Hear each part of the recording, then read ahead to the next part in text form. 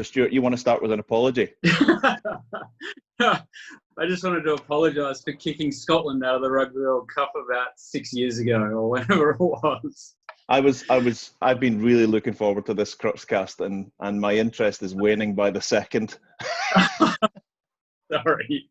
Whether it was, but it was, Scotland seemed to have the wood over us for a fair bit, but I could imagine it broke a lot of hearts in Scotland. Absolutely did. It was a low day. But however, as I find with most rugby fans like you and I, we enjoy watching a good game, right? Absolutely. Yeah. Absolutely. My team coming back into the Super Rugby competition this Saturday, the Western Force. So all right, cool. So you have the most Scottish sounding name for the most non-Scottish person I've ever met, Stuart Farquharson. It's fantastic. Scottish roots, I guess. Absolutely, but it doesn't work too well in Australia. Especially the Shrek movie didn't help me out either. But you also played. If I'm not wrong, you actually played rugby at school, didn't you? With Pocock and a whole heap of other rugby stars. I didn't play rugby with Pocock at school. I played against him after school. And I played against quite a few.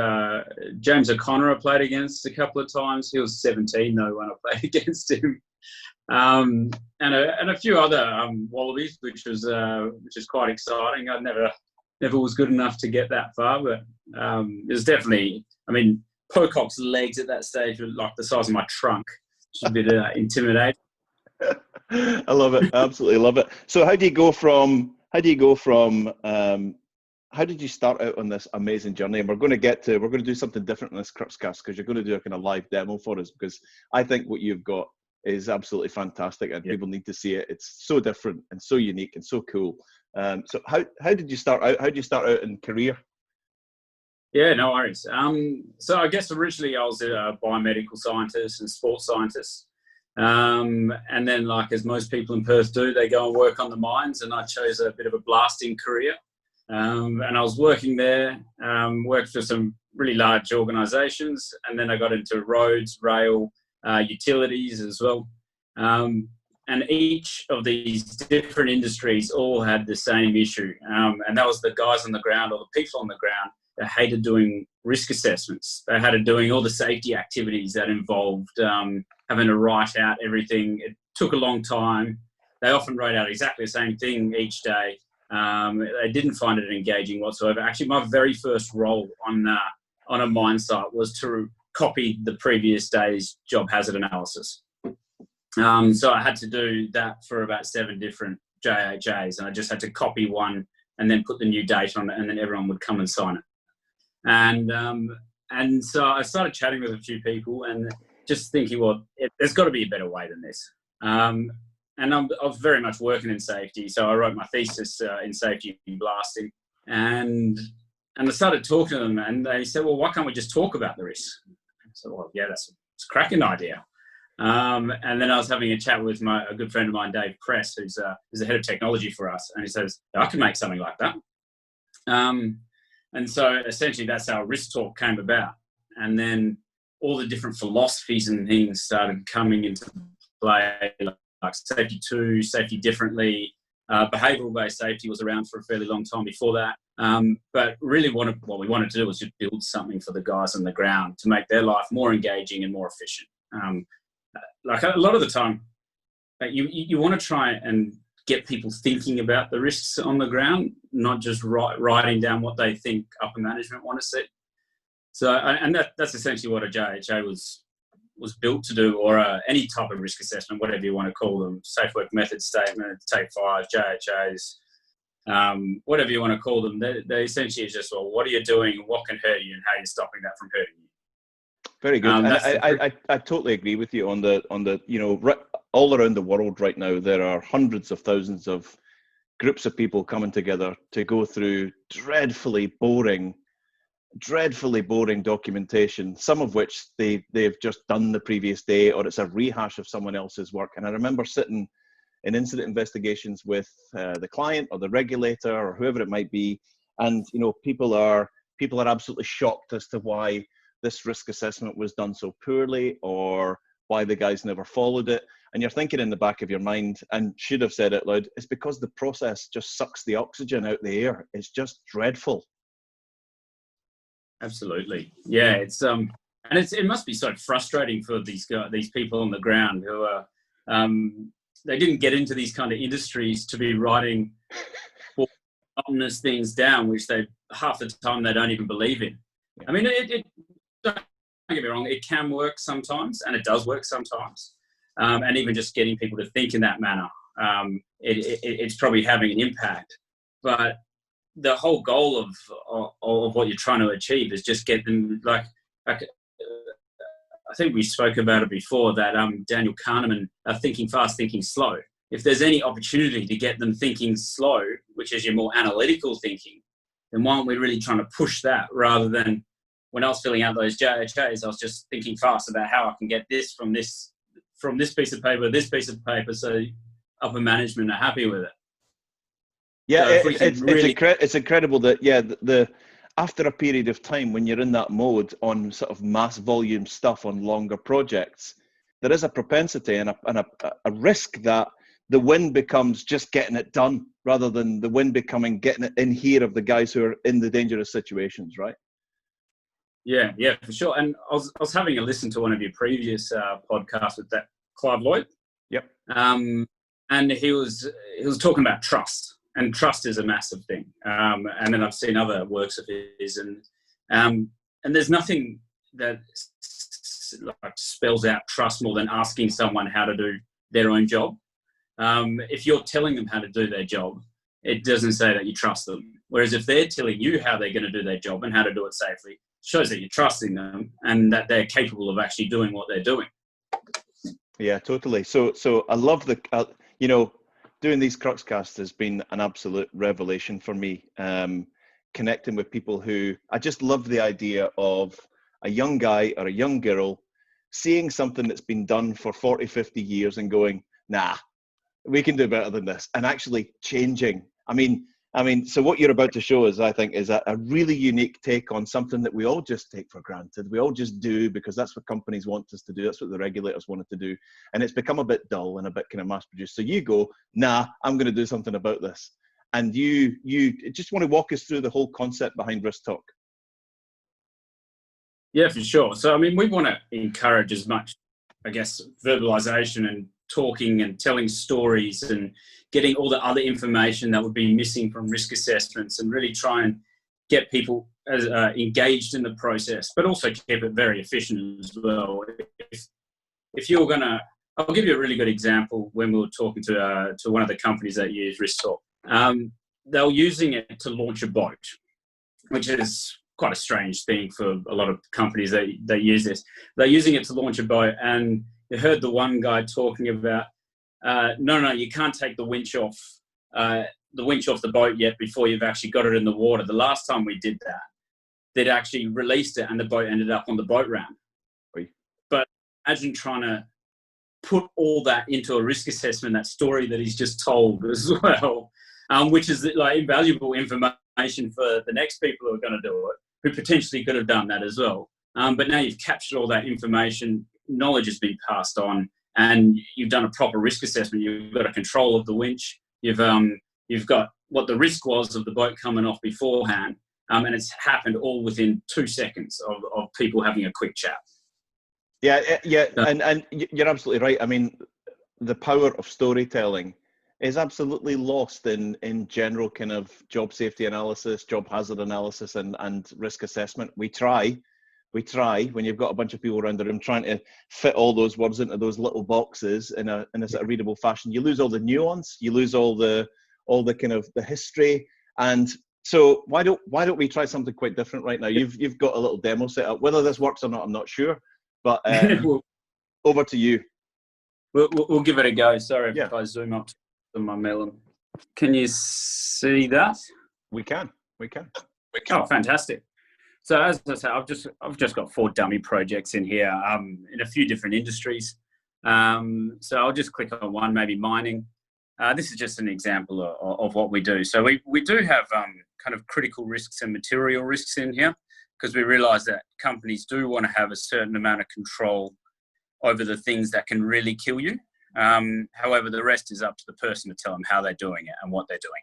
So I'll just click on say, we call it an assessment because every company decides that they want to call something completely different. So in this example, we just called it an assessment. Also got observations, incidents and hazards. Yeah. But it's and just saying that this is all app based, so it's all done on phones and tablets or any device that you really want to use. But we'll just get into it and I'll show you how it all can kind of work.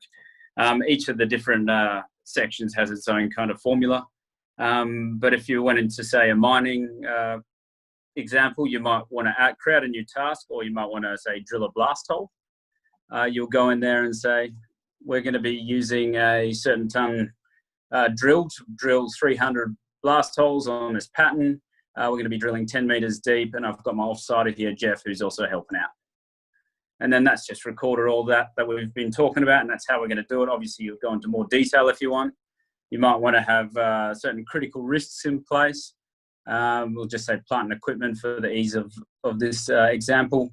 And we're going to say that we've done a pre-start check, and these are just your critical risks, as I say. We are trained and competent at what we're doing, and we do have a designated work area. And then, are there any other risks? So we've got some other risks, like uneven ground that we're potentially going to be walking on. There is a stemming loader that might cause a bit of trouble for us. We'll stay away from him, and we'll also have a spotter so they stay away from us. And there's also an edge, which we're going to stay at least 2 meters away from. And you can go in and talk about different actions if you like. It's pretty simple stuff. And we'll just go through it quickly. You do a quick risk rating. I'm not a huge fan of risk ratings in general, just because I don't believe they make a huge impact on the decisions people are going to make on the ground. Mm-hmm. However, it can work for creating different kind of solutions or changing different workflows. Yep. Depending on what kind of risk rating you get. So this came out as a high risk activity. You can go in, you can take a whole bunch of photos if you like. So we'll just take one of that. Sorry, that's just my current screen. And my name is Stuart Farquharson, signing off. I'm very happy that we've done this task. And that's essentially it. So you can go in there, do a very quick risk assessment, go into as much detail as you want. You can go in there, read, or you can go and see the last risk assessment that you did. You can go and hear everything that the person's done. I can go see yours. Someone else can go see mine if they want. You can see the photos. And importantly, we realise that like a huge amount of things change on site when we're doing different activities, maybe the tools, maybe the processes, maybe the people. And so I might just go in here and say, oh, we've now got Eric who's just joined us, and he's going to be spotting for a stemming loader that's coming on site. And so you just add that in, and it's that simple. And then that's all collected and captured in the back end. So it's a very simple process. It's very easy to use. The three bases or the three principles that we run by the entire time. Can you still hear me? Oh, we can. Yeah, I'm just staying silent because this is excellent stuff. The three principles that we run by the entire time is it's got to be extremely engaging for the person or people. We do like people having conversations, asking questions amongst each other. It's got to be extremely efficient as well, because just in life, people want to be more and more efficient. I know people get frustrated when they get red or orange lights at the traffic lights, or people walk in their way or anything like that. So things need to be efficient, and it needs to be intuitive. And this is often one of the things that often goes missing in safety systems or processes and procedures, is that you've got a form to fill out, and then you've got a procedure about how to fill that form out. Whereas you can go buy an iPhone and use it within 15 seconds of using it and know how to use everything because everything's intuitive. Or you can do that on your laptop, or you can walk on the streets, and street signs, even though you can't even read them, tell you exactly what's going on. Yet our safety systems have become so complicated that it's very difficult to kind of manage around it. So it's definitely got to be as intuitive as possible. And as I say, everything's built for that person on the ground. Does that make sense? Yeah, it makes absolute sense. So let's see you again. Let's come back and join us again. All right. Let's see if we can do that. And you're back. Okay. So Perfect. a couple of things I picked up from that are, so in my experience and my history, and I'm sure it's happening around the world, don't get me wrong, as you said as well, there are probably some really great demonstrations and examples of, you know, really good risk assessment culture and activity happening in many places. But what you're doing is really interesting, because I've never heard of a risk assessment process that's engaging, efficient, and intuitive. It's almost like an oxymoron, right? So this process, compared to what's traditional and typical, right? So when we're in a risk assessment process, our heads are down, we're looking at paper, we're writing, we're talking, and we're probably in a kind of sterile environment. But this process seems, on the face of it, can be done at the coalface, on the job site, with heads up, looking around, because you're talking, you're recording, you're not having to write. Absolutely. That was probably our first great feedback that we got from our tours, that people are actually getting a 360 of what they're actually doing. They're looking around, they're talking and pointing at different things, they're taking photos of different things that they consider might be risks or might need it in the future or anything like that. And they're truly engaged in the process. And the great thing is that they don't really even know that they're so engaged, because they're just talking, and this is just the way that they want to work. It's not fill out all these forms. And also a complete byproduct of this is amazing data that you get from it as well. You can click on a pin on a map of where the person did it, and then pull up exactly what they did, do it in voice to text. We don't actually do the voice to text on the phone. We only do it in the back end. And that's because we don't want to ruin the conversation by pulling up words in front of them as we do it. And that's some of the feedback that we got very early on as well. Cool. So this is currently live with clients. You've had this going for a while? Yeah. We started 5 years ago. 5 years ago, people were too nervous to take something like this on. And the kind of legal and compliance stuff always comes in. And that's a constant battle. That's one question everyone also always asks: is it legal? Is it compliant?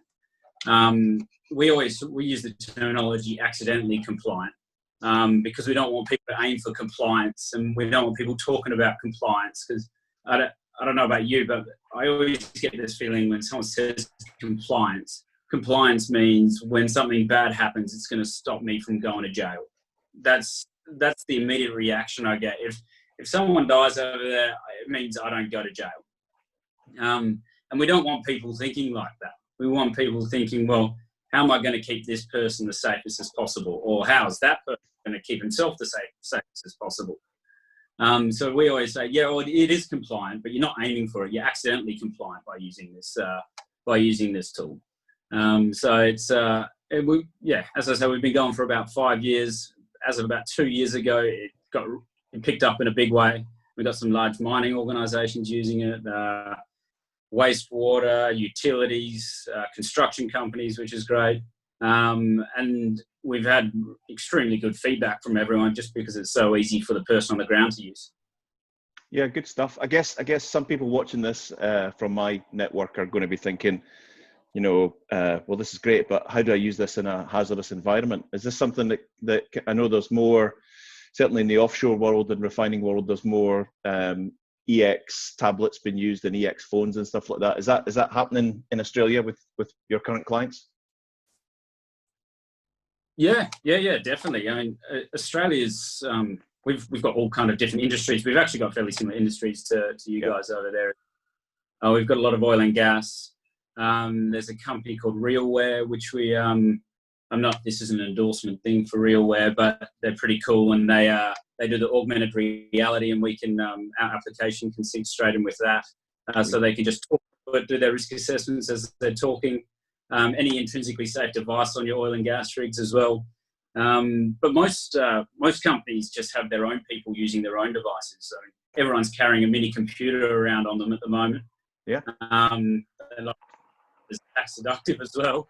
And so there's there was a bit of pushback from using their own devices to start off with, but now it's just it's daily life, and they're more than happy to do it. What's the feedback from the users? I mean, I don't think you're going to tell us that they hate it by any means, but what kind of feedback, what kind of response do you get from people that traditionally use the old methods and now use this one? Well, I mean, originally when we started proposing this to different companies, like drilling companies and that kind of stuff, there was a fair bit of pushback. Just another safety thing that we're just adding on top of things, and you can kind of understand why, because we just keep adding and adding and adding more things. But when they understand this is actually something that we're trying to get back to them, we're going to try and give them back more time, and we're going to try and this is a tool which they can use to make their life easier rather than adding more things to make their life harder. They started loving using it. That was the biggest pushback we got was a guy who was a driller, and he hated it. Like the idea he hated. But he was the biggest advocate by the end of the day. One day it took for him to go, yeah, this is awesome. Just because he can just talk. He hates writing things down. I mean, I hate writing things down myself. Yeah, you might as well give me a crayon to write things. My handwriting's so messy. But if I can just talk to it, and a lot of these guys, they just want to be able to talk to it. And they're finding, yeah, huge benefits. They're teaching people as well. Even if you look at the pyramid of learning, it's kind of been disproven a little bit, but the theories are still quite similar. If you look at the pyramid of learning, the bit where you learn the most, like the highest input into your brain of when you're taking the most information, is when you're actually lecturing others or teaching others. So that's often a way in which we try and get people using it, talking to it as though you're teaching someone or actually teach someone. So you're saying, well, this could hurt you, and so this is what we're going to be doing about it. And then from that, you just have amazing risk assessments from it. You get the amazing data. You get voice data as well.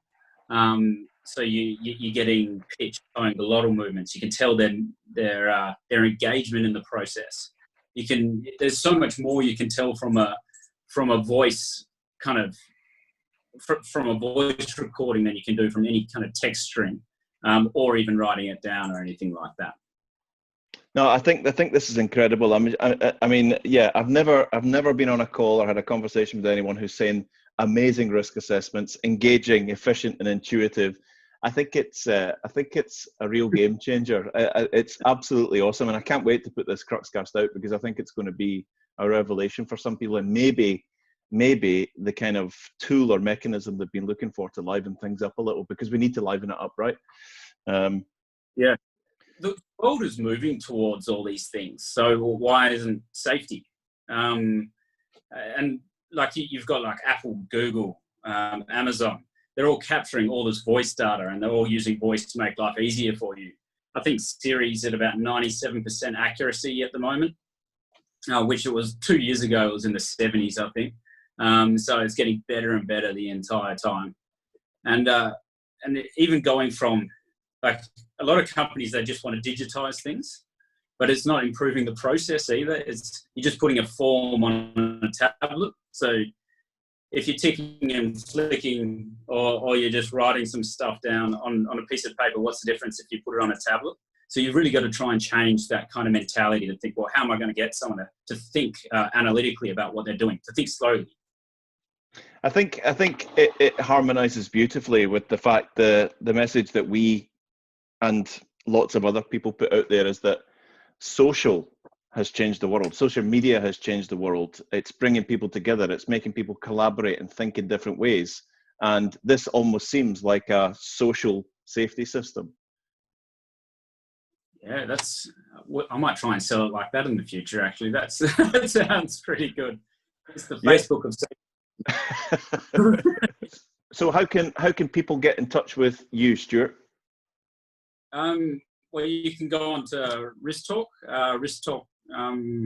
just our website, or you can email me personally at Stuart, Stuart, the Scottish way, at risktalk.com.au.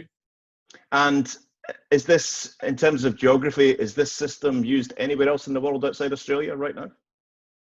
Yeah, it's used across a few different countries. We haven't got too far into Europe or anywhere in England or Scotland. However, it's used across Australia. It's used in Southeast Asia a fair bit, New Zealand and South Africa, and South America as well. We haven't head too far north in the Americas yet.